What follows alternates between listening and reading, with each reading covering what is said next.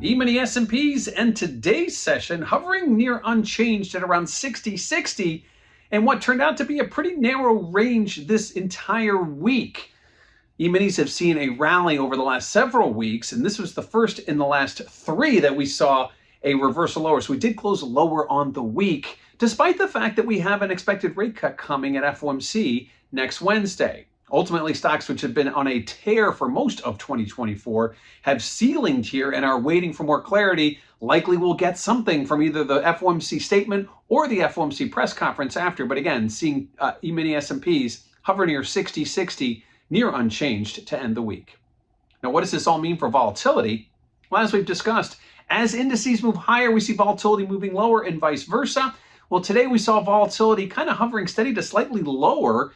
And then likewise on the week, we saw volatility ever so slightly higher. So not a big move. And interesting to point out that we are still hovering just above the lows of the year in volatility, despite the fact that we have some big news coming out next week.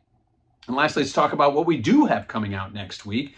Next week, we get some early data in manufacturing and retail sales, but the market obviously will be waiting for what happens on Wednesday. FOMC comes out where, again, they are expected to cut 25 basis points. But it'll be that post-press conference that the market is most interested in and what the Fed chair has to say, potentially about future rate cuts down the line in first quarter of next year. And after FOMC later in the week, we do get more data. We get the PCE data. That's the Fed's preferred inflation gauge.